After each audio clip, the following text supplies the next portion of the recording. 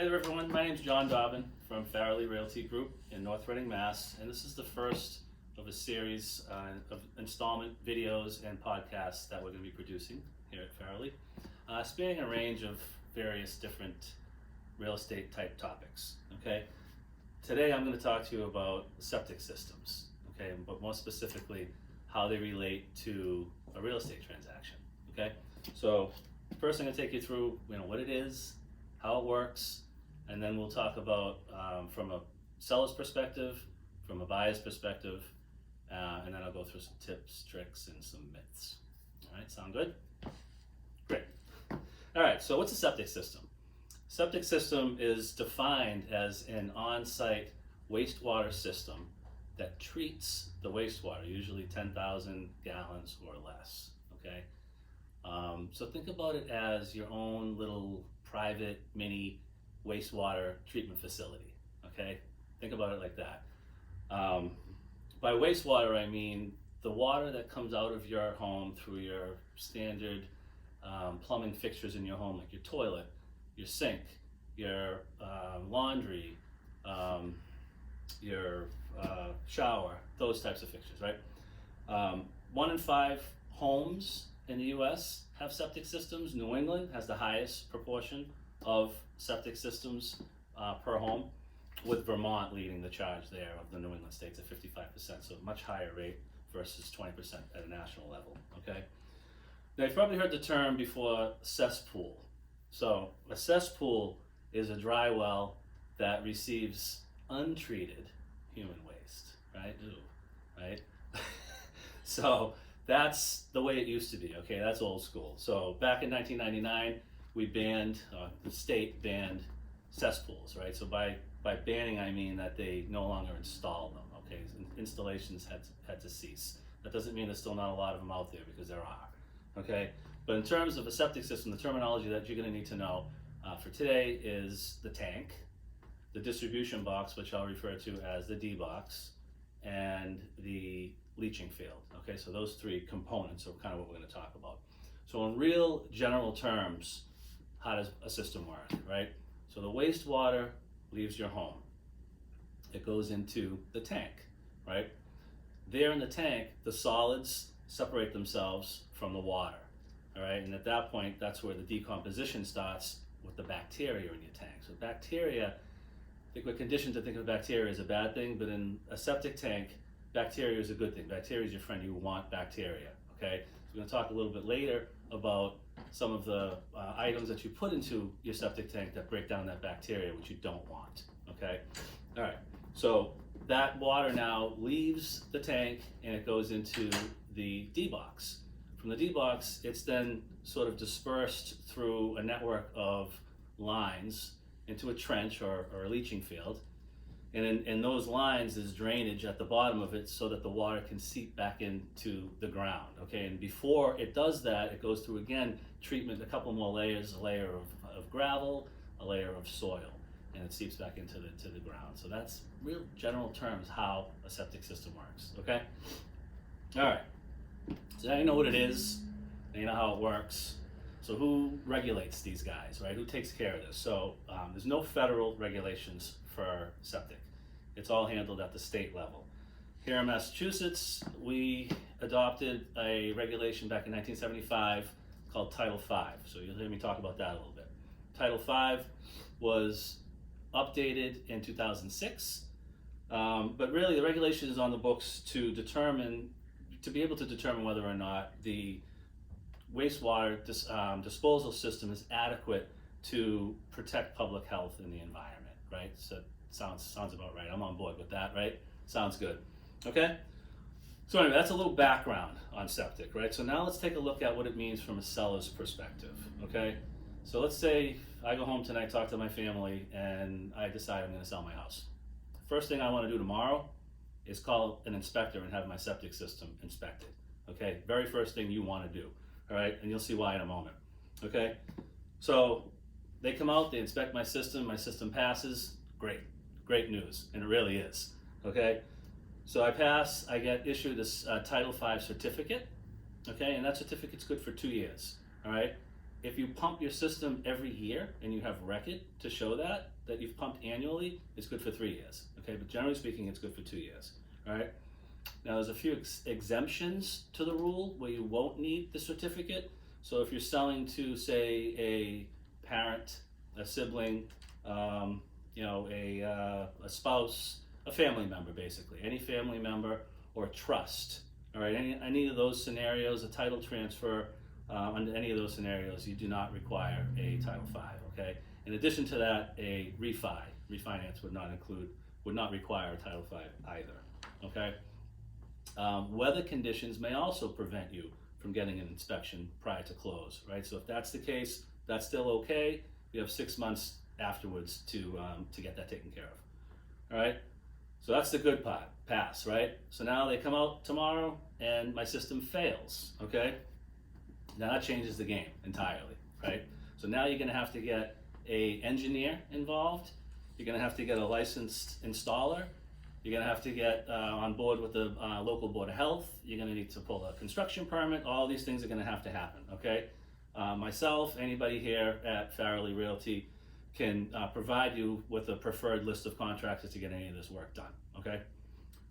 So now you have to get the installation completed. Installation of a new system could run you upwards of $50,000, okay? That's the high end, okay? The range is typically between 30 and 50,000, okay? And I know that's a wide range. Reason being, there's a lot of variables involved. It could be ledge, there could be trees with roots that need to be removed, so that's a pretty good range, but it's still a pretty high price tag, right? And realistically speaking, this job could also take 3 to 4 months. So again, that's why it's critical to make that phone call right away when you decide you want to sell, okay? The bad news about putting $40,000 into a septic system when you're trying to sell your home is this is not going to increase the listing price of your home, okay? Because this is considered a necessity. You have to have a septic system. It's not like you have central air and the comparable home doesn't, so your listing price is higher, or you put a French drain system in, let's say. Those are nice to have, but you don't need them. You need a septic system, okay? So it's not going to increase that the price of your listing price of your home, okay? Now my system failed, okay? Does that mean that I can't sell my home until it's replaced? Not necessarily. All right, the buyer's lender may approve what's called a holdback on that. All right, so a holdback basically is the seller putting 1.5 times the cost of this project into an escrow account and for the work to be done post-close. Okay, that's what a holdback is.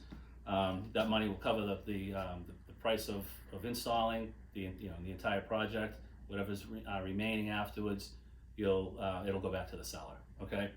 A holdback can also be used if you're selling, say, in the winter months, right? So, you're listing your house in the winter, your system failed. Right after it fails, the town shuts down installations because of the weather, okay? And again, it's not just like this winter, for instance, we didn't really have that cold of a winter. It wasn't much of a freeze, but it's not just the ground being frozen. That's not the only reason they shut that down. There's other factors involved. So that's another reason for a holdback, okay? Another option, if you do fail, you can still sell if it's a cash deal, okay? So cash deal, you can close with the cash deal. You're still going to need to get the septic system replaced within 2 years, all right? Now, some of the reasons why you may fail, some of the more common reasons why you may fail, most common probably is too much water. So too much water into the system is going to dilute that bacteria that we talked about that's very valuable to break down all the waste, right? So you're gonna wanna practice some water type management, water conservation type practices, and I'll talk a little bit about those in a minute. So too much water is one. Backup sewerage, that could obviously pose a health risk. Discharge to the ground surface, so water pooling over your system. System requires pumping 4 times a year, red flag on that. Or maybe your leaching field is not draining properly, or it's too close to other various sources of water. Okay, so those are some of the more common reasons for you to fail. All right, so we have a pass, we have a fail, we also have a conditionally pass. All right, what's that? All right, so I don't know. So all that means is you don't have to replace the system, you just have to repair some of the system, okay? Way better, right? Probably cost you a lot less, right? So some of the more common repairs that you might find, if you fall into that category, is the D-box might need to be replaced, or it could be a crack in the tank, let's say, okay? So something like that, all right? Now, not only is this a very pricey project, as I already mentioned, but it's probably going to be an unexpected, hit to you as well, right? So for homeowners who can't afford to either repair or replace their system, they're just thinking of selling their home and they weren't expecting to put this kind of money into it. There's financial aid available through the state, okay? Through the Mass Home Septic Loan Program. You can find that on the Mass Housing website if you need information for that, okay? All right, so of course everything in real estate is negotiable, right? I mean, and that so too is the costs, who pays for your septic installation, repairs, etc. But generally speaking, typically the responsibility does fall on the seller, okay? So from a buyer's perspective now, there's really not much you need to do, right?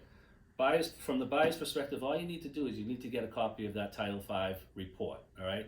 And what you want to look at on that Title V report is you want to be sure that the Board of Health has also approved the passing of the inspection by the licensed inspector. So both have to happen, okay? So you get that Title V report, your inspector goes out, they pass you, now you want to march that down to the Board of Health and you need to get their blessing on it as well, okay? So both have to happen.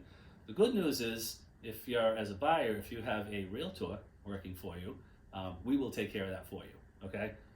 All right.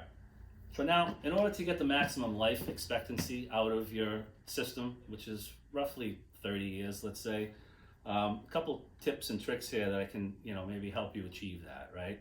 So, no disposing of hazardous materials into the system, right? Some of these I can't even really have to say because they seem so obvious, but it certainly bears mentioning. No grease, no paint, no gas, no paint thinner, no pesticides, no antifreeze, nothing like that can go into the system because again, it can kind of dilute the bacteria, right? Practice water conservation, like I mentioned earlier, right? So some of the things you can do for that is you can install low flow toilets, right? To reduce the amount of water that's going into your system. Also shower heads, where you can monitor the amount of water that's coming out of your shower. Another one that I always remember is when my children were little, watching Sesame Street, there was a skit with Frank the Fish. Does everybody remember Frank the Fish? Right? So Frank the Fish, if you remember, it was a little skit where a girl's brushing her teeth, and on the split screen, there was Frank the Fish in his little pond. And she's got the water running the whole time while she's brushing her teeth. She doesn't need it. And Frank the Fish's water level's going down in his little pond. And Frank the Fish is gonna suffocate and die because that water's on and nobody's using it. So it's just something to keep in mind is, let's not kill Frank the Fish, all right? So aside from that, avoid using drain cleaners as well, right? Because again, that's gonna dilute that valuable bacteria. You want to divert all the your roof drains and surface water off your system. You don't want to drive on it, you don't want to park on it, and you want to flush only toilet paper down your system, okay? Now, some people may have lived in communities their whole lives that are serviced by sewer, and they're not used to that type of environment, right? Or maybe you have family and friends that live in communities that are sewer, and they're not used to coming up to your house that has a septic. So one of the things you can do, so I have a copy of a sign here. They have these cute little signs now where you can put that like over your toilet, where it's just, something that looks nice. It looks like a regular picture in your bathroom, but it's reminding them what they can and can't flush down their toilet. All right, so just a suggestion, okay? All right, finally, I just want to talk about a few myths that exist with septic systems, okay? So we'll go through a couple of those and then we'll wrap it up. So myth number one, I can't have a garbage disposal. All right, false. You can have a garbage disposal. If you do have a garbage disposal, you're probably going to need to pump once a year rather than once every, let's say, 3 years, right? So, and if you do decide to get a garbage disposal, you need to use your garbage disposal almost as if you don't have a garbage disposal, okay? So in other words, when I had one, when I lived in a town that had sewer, I stuffed everything down my garbage disposal. Everything went down there. you can't do that with septic. So make sure you throw all your food scraps still into the trash. All the tiny scraps that are left are okay to go down the drain. So just use it as if you don't have it, right? But it's okay for everything to go down. Myth number 2, I shouldn't use bleach. Also false, okay? Yes, bleach breaks down bacteria, and we already went ad nauseum about how the bacteria is needed to break down the waste in your system, okay? But the small amounts of household bleach that you're going to use just in your couple loads of laundry here and there, that's not going to wreak havoc on your septic system, okay?